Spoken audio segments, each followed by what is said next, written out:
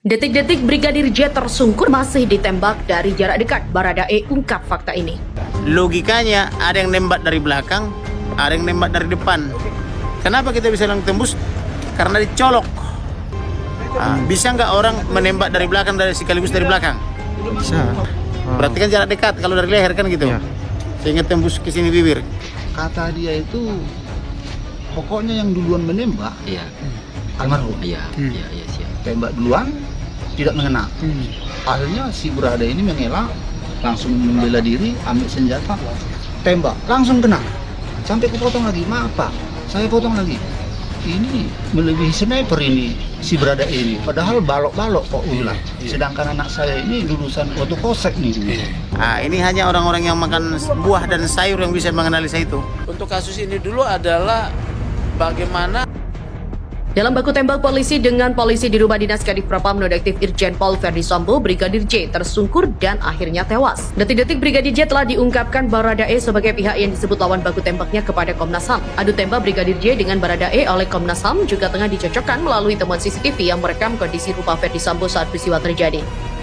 Baradae, kata Ketua Komnas HAM Ahmad Taufan Damanik sudah menjelaskan kronologi kasus polisi tembak polisi di rumah dinas Verdi Sambo. Brigadir J yang terlibat adu tembak dengan Baradae terkena tembakan hingga tersungkur. Kemudian Baradae mendekati dan kembali terjadi penembakan. Taufan dalam sebuah acara kontroversi milik Metro TV yang tayang melalui Metro TV News di YouTube mengungkapkan awal mula terjadi baku tembak Baradae dengan Brigadir J.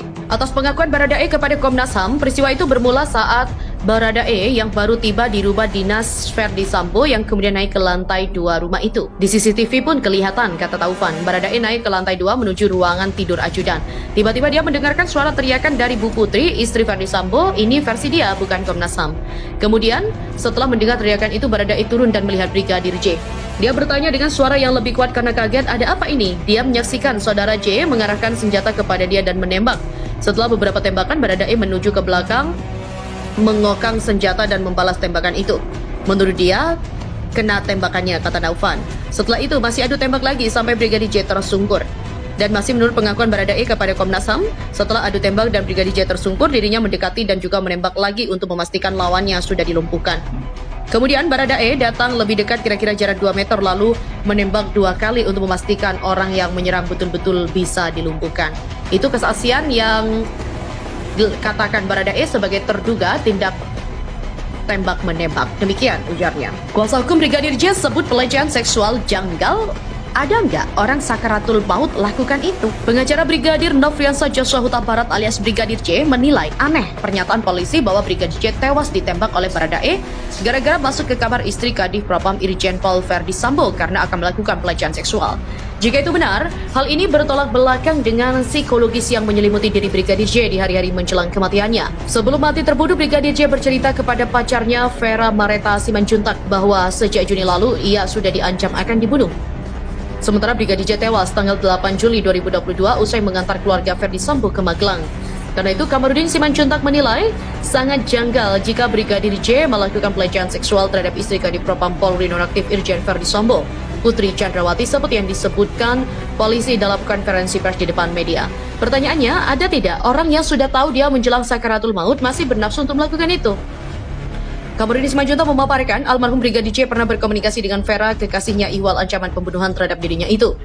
Kamarudin juga mengungkapkan ancaman pembunuhan itu membuat hidup Brigadir J tidak tenang hingga mengucapkan kata-kata perpisahan kepada Vera. Diberitakan sebelumnya, Barreskrim Polri mengungkap kasus dugaan pembunuhan berencana terhadap Brigadir J. Joshua Huta Barat telah ditingkatkan dari penyelidikan menjadi penyidikan. Hal itu diungkapkan oleh Direktur Tindak Pidana Umum Barreskrim Polri, Brigjen Andirian Jayadi, yang membenarkan laporan itu juga telah naik ke penyidikan.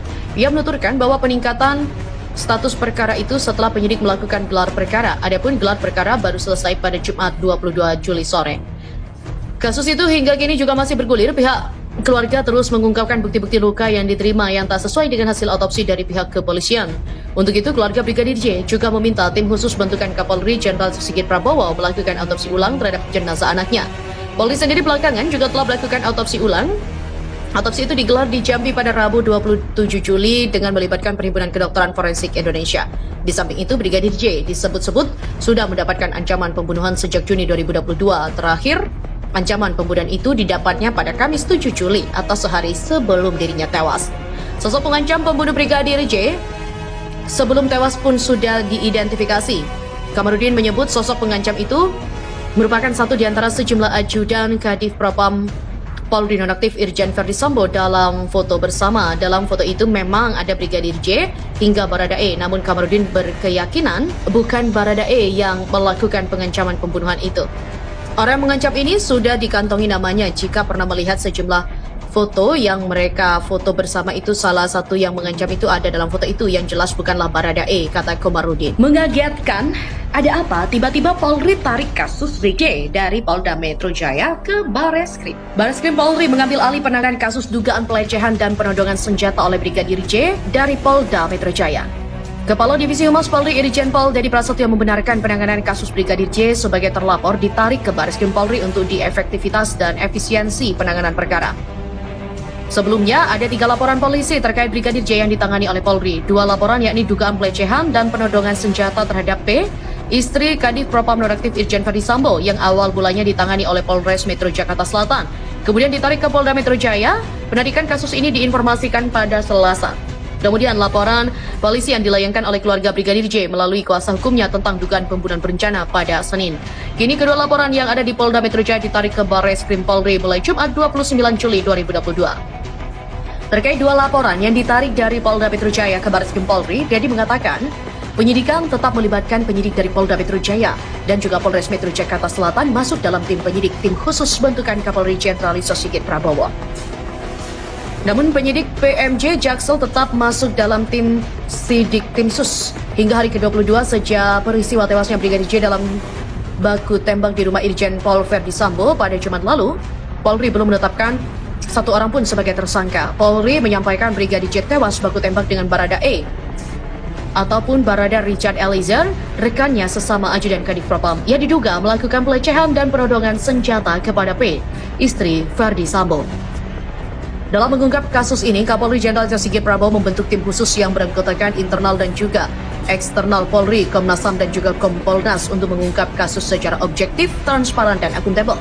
Kemudian Kapolri juga menonaktifkan 2 perwira tinggi dan 1 perwira menengah buntut dari insiden ini.